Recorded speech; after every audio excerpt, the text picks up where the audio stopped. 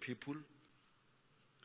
You might be aware of the poet Bertolt Brecht from the erstwhile GDR, who was complaining, now that the people seem to have done wrong things, maybe the leadership should elect a new people.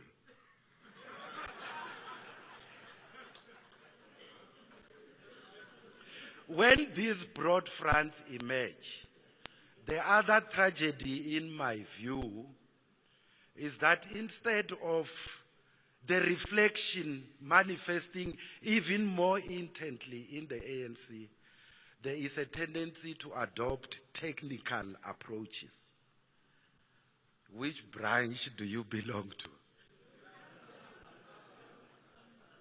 And somehow, some of the young people, wherever they learn this, develop the courage of insulting veterans of our movement in public.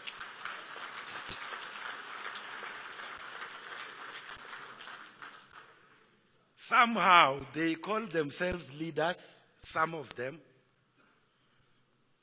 even of MKMVA.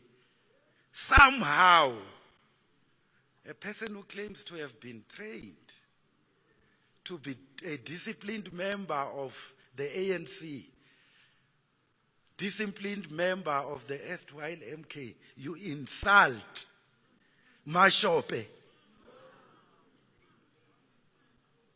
Something is terribly wrong. We have gone to conferences. We have said what needs to be done in order to ensure a turnaround in the ANC. At the 2012 conference, we talked about improving our analysis, implementation of CADA and leadership policy, safeguarding the reputation of the ANC, and so on and so forth, in the organizational renewal document. But I would also want to draw your attention, it's not because he's my friend, to the document that Thabang Makwetla and I think earlier Peter Mukaba and others had developed for presentation at the National General Council in 2005. Organizational re-engineering. And I will explain why that document is important. It was not implemented and taken seriously. We all got consumed by something else. I won't say what that something else is. From NGC 2005 all the way to Polokwane. Amongst others, it proposed that we should look at a system through which we can vet candidates, especially for the most senior positions in the ANC.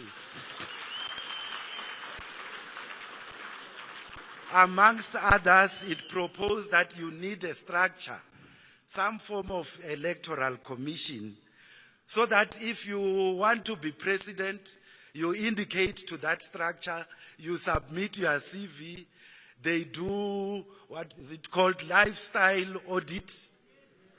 So there shouldn't be surprises where, now that you are already a leader. And because you are already a leader, we don't know what to do. Some using, and I think it might have been in that proposal, these things that we have referred to, as well as the next proposal on allowing campaigning by candidates, are in fact done by Frelimo, Chama Pindudzi, and other parties, even social democratic parties. And why they do this, vetting, amongst others, it is in order to protect the political and ideological integrity of that entity called a political party. If you don't do that, you easily get captured. Some, I won't say that I'm amongst them, have raised the question whether we do not in fact have ultra-democracy in the ANC. Anyone with minor qualifications can stand. Branches get bought. And this can happen with money stolen amounting to tens, if not hundreds of millions from government. And you have voting cattle in ANC conferences. Anyone can take over the ANC. There's nothing to protect its ideological and political integrity. And by the way, when we talk about state capture and organizational capture, we look towards business and a certain family. Those who know in Parliament, when you respond to a question, you say whose name has been provided in the written response. We talk about business, but in fact, if we were to retrace our steps a bit and remember the discussion that we used to have in the build-up to the negotiations and the elections and the transition period, we used to pose the question, is the National Democratic Revolution reversible? Counter-revolution, how shall it manifest itself? So yes, business, some elements of business might be trying to capture the ANC or might have captured elements of the ANC and the state, but we cannot rule out the possibility that the operatives of the status quo ante, the operatives of the apartheid regime, might in fact be participating in that process.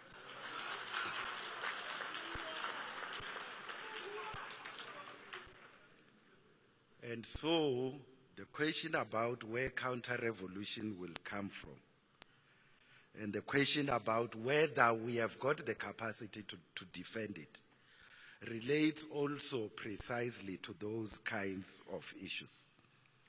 And some of us worry about that, amongst others, merely by observing what is happening in our security agencies and which people are being targeted. And so you have a mood within the ANC and in broader society of anger, of impatience, and so on. And that is not because people hate particular individuals. It's because they like the ANC. They've got the interest of the people and the ANC at heart. But further to that, beyond issues of ethics, we're starting to experience something that might impact even more devastatingly on us. But it can also impact positively. Just arising out of the local government elections, for example, many, let's call them lower and middle-level cadres, who were councillors, no longer have a job. They are submitting their cars back to the car dealers. They can't pay their bonds because of the poor performance of the ANC in the elections. Not because they did wrong where they are operating. The people were worried about something else. And so, in my view, why I'm saying it can also have positive implications. Added to the MK cadres assembled here, those people and others who are driven by ethics should be the social agents of a turnaround in the ANC.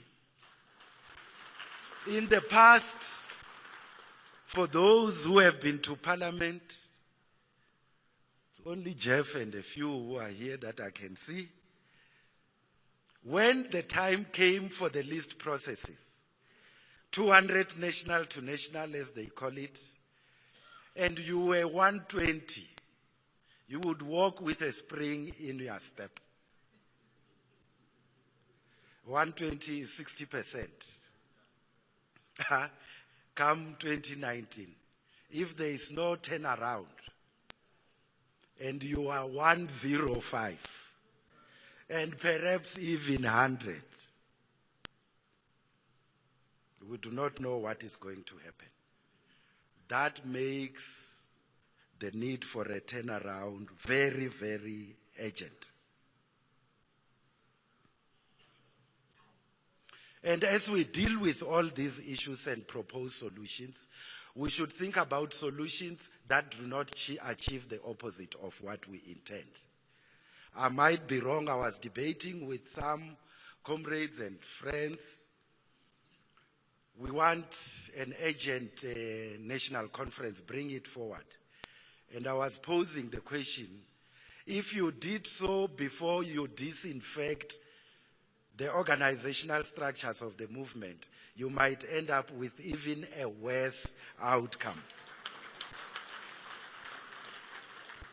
And so, amongst the issues that we'll need to reflect on is how can we disinfect those structures and what should be our role in that regard. No need to emphasize the ANC and South Africa are at a crossroads.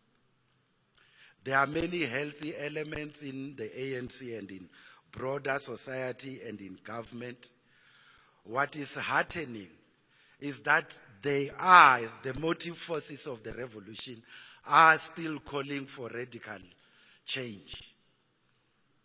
They are just losing confidence in the ANC and they think someone else can do it. It's our responsibility to rebuild the confidence of the mass of our people in the ANC. And given the point that I made earlier, that the beneficiaries of state capture and corruption will not give up without a fight, that slogan that we were starting to forget is now truer than ever before. The struggle continues.